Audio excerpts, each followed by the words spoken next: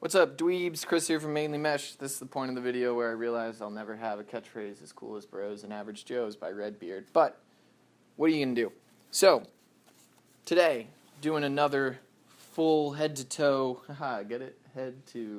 Head-to-throat tutorial on the Maverik Optik U with String King 3S. This pattern works with all of the meshes that we sell, so don't worry about that. Works with Hero Mesh, works with fiber, works with pretty much everything on the market right now. So this is the type of mesh that I use for my gamer. Pretty straightforward. Everybody say goodbye to Derek, who's going to get lunch. Bye, Derek. Have fun. But here we go.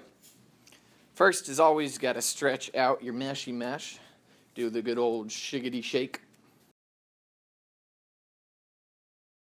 So for those of you who watched our Command U top string, the first half of this is exactly the same, and then we're going to add a triangle top string on top. So you're going to tie our starter knot first, or basically you're going to wrap around the back once, wrap around the back twice, and then up through the back side.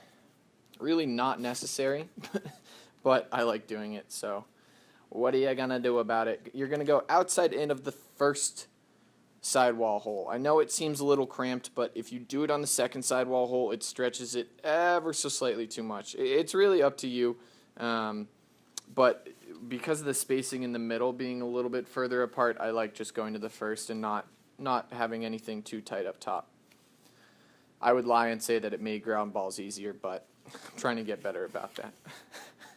So all you're going to do here is a single wrap. You can definitely do a double wrap if you have some pliers. It's kind of hard to do on this head, so we're just going to do a single wrap here, going up through that outside diamond, back around and up through it again.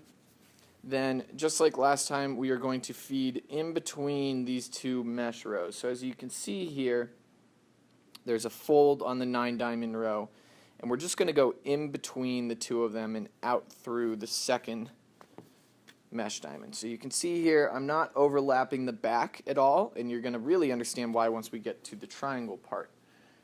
From here, so I'm out through the second diamond, I'm going to go down through this scoop hole, and then as you can see there's a little mesh bridge here, and the mesh bridge is what connects one diamond to the next, right? So I have one diamond here, and then there's this little mesh bridge right there, and there's kind of a hole that opens up between the folded rolls. I'm going to go down through the right side of that hole, so to the right of the mesh bridge, and then pull that first interlock tight.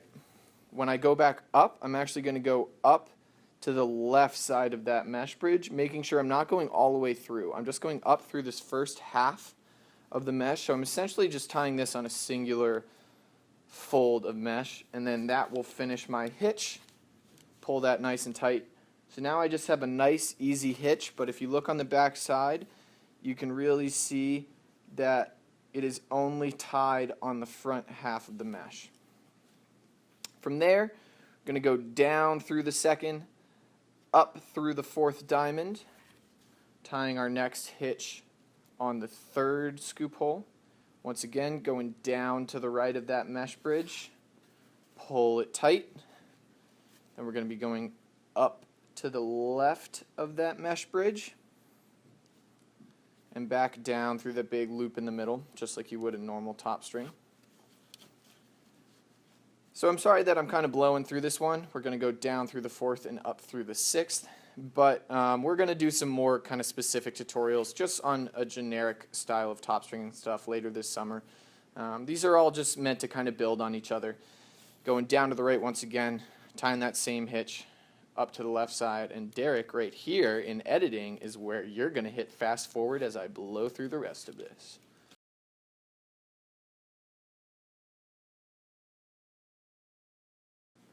Once we've gotten to the end here, this is a key part.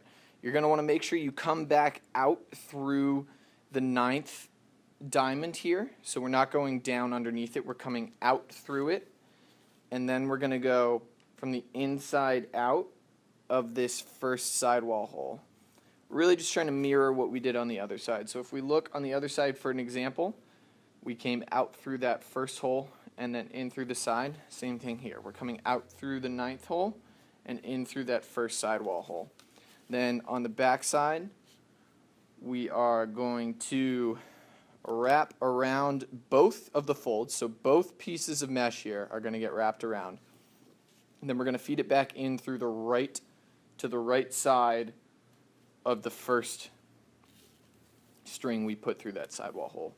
Pull it nice and tight, and then we're going to be tying a singular overhand knot right here.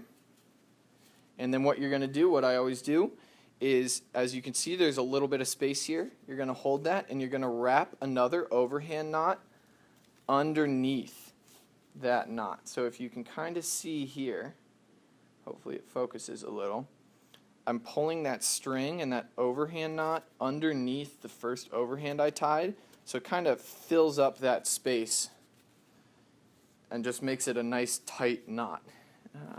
Nothing too crazy, just what I've kind of done since day one to fill up that space, since I'm too lazy to go back with pliers. But that's the base of the top string. Now we are going to move along to the triangle portion.